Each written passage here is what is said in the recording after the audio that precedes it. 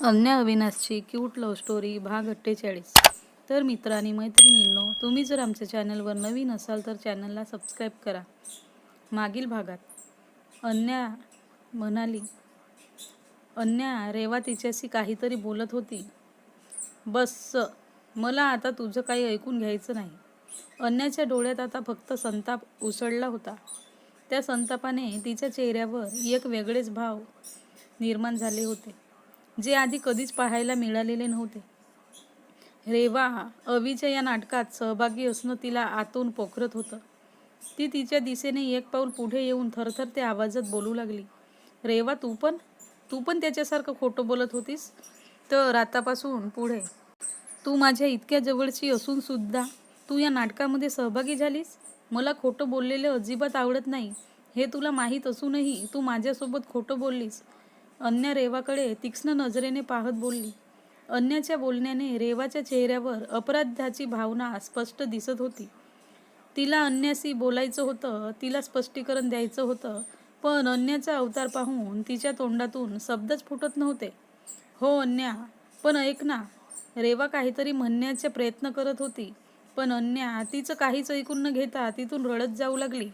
मला आता काहीच ऐकायचं नाही आहे, अन्या बोलली आणि रडतच घरी जायला निघाली।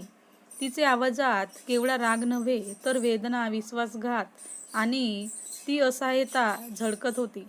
मॉन्टी, जो अजूनही काही अंतरावर उभा राहून हा बघत होता, आता मात्र त्याला शक्य झालं की तो पुढे आला आणि अन्याच्या रस्त्यात आला। त्याने शांतपणे पण ठामपणे तिच्या डोळ्यात बघितलं आणि म्हणाला, ऐक ना अन्या, खरंच तुझा काहीतरी गैरसमज झाला आहे। तू एकदा आमचं बोलणं ऐकून तर घे आणि मग तू काय निर्णय घ्यायचा तो घे। तो अन्याच्या समोर उभा राहून बोलत होता। तुम्ही देखील यामध्ये सामील होतात तर?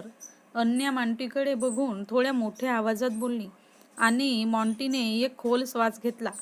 मला हे सगळं माहीत होतं, पण अन्या, अविनाश खरंच तुझ्यावर खूप प्रेम करतो, तुझा आदर करतो, त्याला तुला दुखवायचं नव्हतं, पण परिस्थिती अशी झाली की त्याला आपली खरी ओळख लपवावी लागली। खरं तर त्याचा हेतू तुझ्याशी खोटं बोलण्याचा नव्हता, त्याला तुझ्याशी मैत्री करायची होती, तुला जाणून घ्यायचं होतं, म्हणून त्याने हे नाटक केलं। तूच सांग, जर त्याला तुझ्याशी लग्नच करायचं असतं तर त्याने आपल्या घरच्यांना सांगून तुला रीतसर मागणी घातलीच असती, पण त्यानं तसं केलं नाही, कारण त्याला तुला आनंदात बघायचं होतं।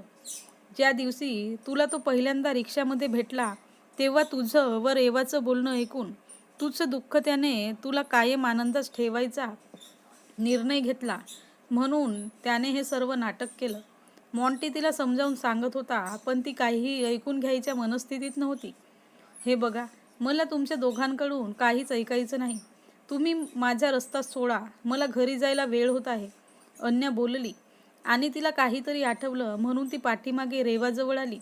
रेवा, आजवर तू माझ्या सुखदुःखात खूप साथ दिलीस, मला खूप मदत केली, नेहमी माझ्या पाठीशी राहिलीस, त्यासाठी मी नेहमी तुझी ऋणी राहील, पण इथून पुढे तू माझी कोणी नाहीस, आपली मैत्री इथेच संपली, त्यामुळे यापुढे तू माझ्यासमोर कधीच येऊ नकोस।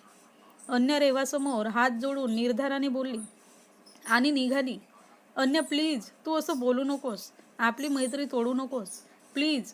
अन्याचे मागे जात ती बोलत होती, पण अन्या तिचा आवाज ऐकून पण थांबली नाही, का पाठीमागे वळून पाहिलं नाही। बिचारी रेवा तिथेच कोलमडून खाली पडली, तरी तिने मागे वळून पाहिलं नाही।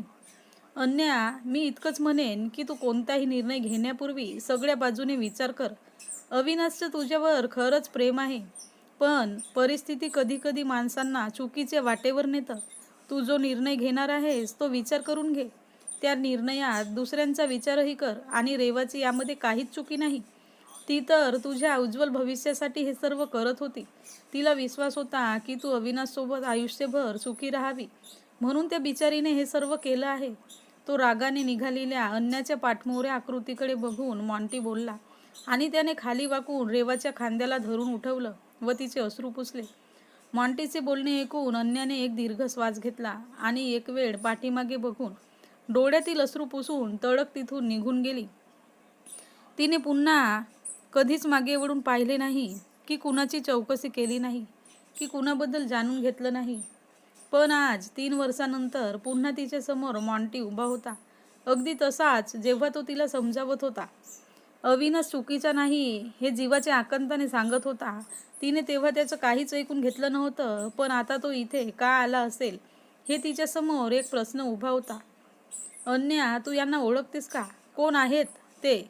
मॉन्टीला पाहून अन्याची आई अन्याकडे प्रश्नार्थक नजरेने पाहून बोलली. तेव्हा अन्याने फक्त होकारार्थी मान हलवली व मॉन्टीकडे एक रागीट कटाक्ष टाकला आणि खिडकीजवळ येऊन उभी राहिली. आज एवढ्या वरचा नाही. मॉन्टीला समोर पाहून तिच्या भूतकाळातील कटू आठवणी जागा झाल्या होत्या.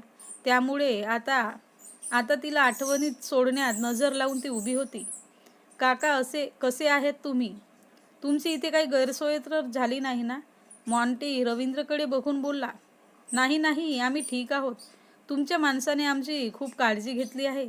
रवींद्र हसून बोलले आणि तेव्हा मयूर व सुमनताई त्यांच्याकडे आश्चर्याने बघू लागले. अहो, तुम्ही पण यांना ओळखता काय? हे कोण आहेत? सुमनताईने गडबडून प्रश्न विचारला. कारण रवींद्र मॉन्टीशी ओळख असल्यासारखे हातात हात देऊन बोलत होते. सुमन, मी तुला नंतर सगळं सांगतो. आता तो थोडा वेळ शांत बस. यांना अन्यासोबत एका महत्त्वाच्या विषयावर बोलायचं आहे. रवींद्र सुमनताईंना समजावत बोलले आणि तशी ती शांत बसली व समोर जे काही चाललं आहे ते बघू लागली. खिडकीजवळ उभे असलेल्या अन्याच्या मनात विचारांचा काहूर माजला होता. तिच्या जुन्या जखमा पूर्ण ताज्या झाल्या होत्या. 3 वर्षापूर्वी त्यांनी तिला किती समजावण्याचा प्रयत्न केला होता, परंतु तिच्या मनात तेव्हा फक्त अविनाशने तिच्या केलेला विश्वासघात आणि राग होता. त्याच्या बोलण्याकडे तिने लक्षही दिलं नव्हतं आणि त्याचवेळी त्याच्याशी झालेली शेवटची भेट आज तिच्या डोळ्यांसमोर झळकली. त्या सगळ्यांचा विचार करा. ती खिडकीतून बाहेर बघत उभी होती. तेवढ्यात मॉन्टीने तिला आवाज दिला. अन्या, तू अशी शांत का आहेस? एवढ्या वर्षांनी मी तुला भेटलो आहे. माझी साधी विचारपूस तुला करावीशी वाटली नाही का? मॉन्टीने अन्याच्या पाठमोऱ्या आकृतीकडे पाहून आशेने बोलला. आणि तुमची कशासाठी? अन्याने प्रश्नार्थक नजरेने व तिरकस प्रश्न विचारला. मला तर हा प्रश्न पडला आहे की तुम्ही परत माझ्या आयुष्यात का आला आहात? सांगा ना, का आला आहात तुम्ही इथे? मला का वाचवलं? हे पहा, हे जर तुम्ही तुमच्या मित्राच्या सांगण्यावरून करत असाल तर मी आत्ताच्या आत्ता सम्राटकडे परत जाईन व त्याच्याशी लग्न करेल. अन्या थोडी चिडून बोलली. मॉन्टीने तिच्या शब्दांचा भडीमार शांतपणे ऐकला, पण त्याच्या चेहऱ्यावर एक प्रकारची वेदना उमटली. तिची अविनाशबद्दलचा असणारा राग अजूनही तसाच आहे आणि तो पूर्वीपेक्षा वाढला आहे हे त्याला जाणवलं. अन्या, पहिलं तर मी तुला कोणाच्याही सांगण्यावरून वाचवलं नाही. मी फक्त तुला मित्राच्या नात्याने वाचवलं आहे. त्याला तुझ्याबद्दल काहीच माहिती नाही.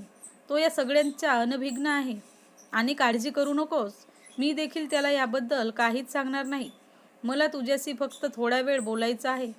माझं बोलून झाल्यानंतर तुला काही निर्णय घ्यायचा आहे तो तू घेऊ शकतेस. मी तुला काहीच बोलणार नाही, पण फक्त थोडा वेळ माझं बोलणं शांतपणे ऐकून घे. मॉन्टीने एक दीर्घ श्वास घेतला व बोलू लागला. अन्य त्याच्याकडे पुन्हा रागीट कटाक्ष टाकला. तिच्या नजरेत अजूनही तिरस्कार आणि अविश्वास झळकत होता. मित्र? ती हसली, पण तिचं हसू कडवट होतं. मित्र म्हणूनच का? मग तुम्ही अविनाशला पाठीशी घातलं, त्याच्या चुकीचं समर्थन करत राहिला? अन्याने त्याच्याकडे रोखून बघत प्रश्न विचारला. मॉन्टीला तिचं असं वागणं अपेक्षित होतं. त्याने अजूनही स्वतःच्या रागावर ताबा ठेवला होता. नाहीतर या 3 वर्षात जे काही घडून गेलं होतं त्यामुळे तिचं त्याच्यावर खूप राग होता. अन्या, त्यावेळी तुला जे दिसलं ते खरं नव्हतं. अविनाशने तुझी कधीही फसवणूक केली नाही. त्याच्या मागचं सत्य तुला माहीत नव्हतं आणि कदाचित मी चुकलो होतो. तुला ते पटवून देण्याचा प्रयत्न करताना त्याच्या आवाजात दुःख आणि पश्चाताप स्पष्ट जाणवत होता. अन्याने आपल्या मनात असलेली तीव्रता त्याच्यावर फेकली. बस, पुरे झाले तुझं अविनाश पुराण. शेवटी तुम्ही तुमच्या मैत्रीसाठी काहीही खोटं बोलू शकता, पण आता माझ्यासमोर हे नाटक करू नका. तसे मला सम्राटचा निर्णय मान्य आहे आणि मी त्याच्याशी लग्न करायला तयार आहे. मी आता त्याच्याकडे जात आहे. अन्या थोड्या मोठ्या आवाजात बोलली व रागाने बाहेर निघून जाऊ लागली. अन्या, माझं म्हणणं फक्त एकदा ऐक. नंतर तुला जे हवं ते तू करू शकतेस, पण फक्त एकदा माझ्या बोलण्याचा विचार कर. मॉन्टी अन्यासमोर गयावया करत बोलला, पण तरीही अन्या त्याच्याकडे न बघताच पुढे निघाली. थांब अन्या, तू कुठेही जाणार नाही आहेस. मला तुझ्याशी थोडं महत्त्वाचं बोलायचं आहे. अन्याचे बाबा थोड्या मोठ्या आवाजातच बोलले. तशी अन्या थांबली, पण तिच्या चेहऱ्यावर अजूनही संतापाची लकीर होती.